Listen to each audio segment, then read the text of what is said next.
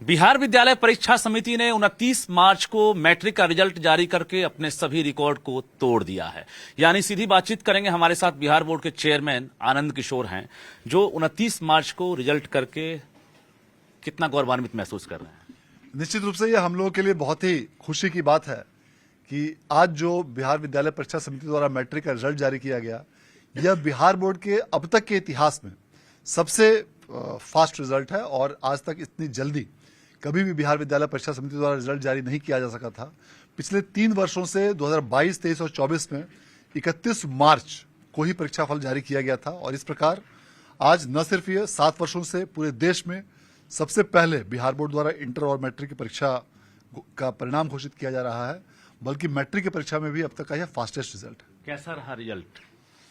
जी, result इस बार काफी बेहतर रहा है और यदि हम कुल संख्या की बात करें तो 15,58,077 विद्यार्थी इस बार पूरे परीक्षा में सम्मिलित हुए थे, जिसमें से 12,79,294 विद्यार्थी उत्तीर्ण हुए हैं, जो कुल संख्या का 82.11% है।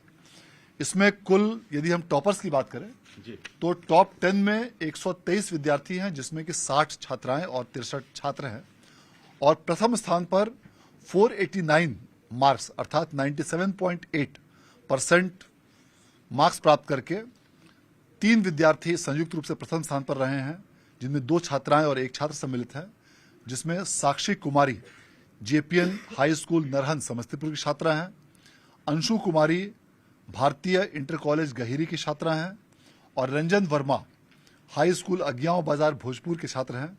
इन तीनों ने प्रथम स्थान प्राप्त किया। क्या लग रहा है ये टॉपर्स वेरिफिकेशन वाला सिस्टम आपने जो शुरू किया, ये कितना आपको एडवांटेज दे रहा है? काफी उसका अच्छा परिणाम और काफी उसका बेहतर लाभ दृष्टिगोचर हो रहा है और ये सारी चीजें जो व्यवस्थाएं जो लागू की गई हैं, इसके साथ साथ बहुत सारे कंप्यूटराइज्ड फॉर्मेट्स भी बिहार बोर्ड द्वारा तैयार किए गए अपने स्तर से, बहुत सारे नए सॉफ्टवेयर्स भी हम लोगों ने विकसित किया है। इन सबों का हाई आईटी इनिशिएटिव्स का इस्तेमाल करते हुए, मल्टीपल कंप्यूटराइजेशंस का इस्तेमाल करते हुए बिहार बोर्ड द्वारा तीव्र गति से रिजल्ट प्रोसेसिंग कार्रवाई की। जिन्हें क्रॉस लग गया या जो सफल नहीं हो सके, उनके लिए क्या कोई सप्लीमेंट्री वगैरह एग्जाम देते हैं?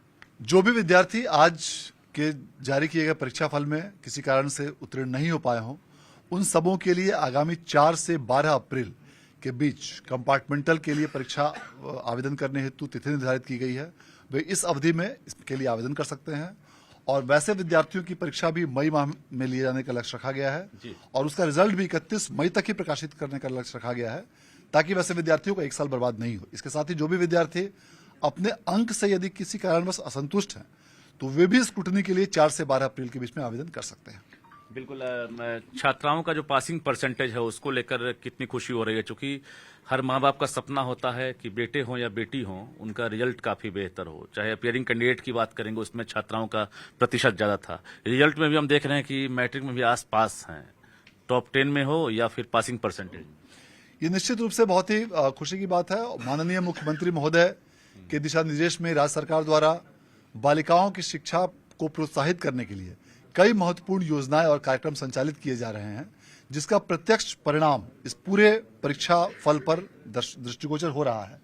न सिर्फ जो विद्यार्थियों की संख्या में जो अपीयरिंग, यदि हम संख्या की बात करें तो छात्राओं का अपीयरिंग परसेंटेज काफी बढ़ा है, यह छात्रों से भी ज्यादा है। यह दर्शाता है कि बालिकाओं की शिक्षा में राज्य सरकार द्वारा किए गए सकारात्मक परिणाम अब दृष्टिगोचर पूरे परीक्षा व्यवस्था में हो रहे हैं। ड्रॉप आउट को भी दर्शाता है कि ड्रॉप आउट का रेशियो में कमी आई। निश्चित रूप से, और छात्राओं के ड्रॉप आउट रेशियो में कमी होने के कारण से उनके अपीयर होने की संख्या में भी काफी वृद्धि हुई है और यह काफी खुशी का विषय है। बहुत बहुत धन्यवाद। तो हमारे साथ बिहार बोर्ड के चेयरमैन आनंद किशोर थे, जो कहीं ना कहीं गौरवान्वित महसूस कर रहे हैं, क्योंकि एक बड़ी चुनौती होती है, चाहे वो मैट्रिक का इम्तिहान हो या इंटर का इम्तिहान हो। जो बिहार का इतिहास रहा है 2016 तक कि इसी बिहार में बहुत गड़बड़ी हुई, टॉपर्स घोटाला हुआ, लेकिन ये बात अब बीते दिनों की हो गई है। वर्तमान और इतिहास में अब बहुत अंतर है और वर्तमान पर आज बिहार इठला रहा है। कैमरामैन सुबोध के साथ रजनीश कुमार, न्यूज़ 18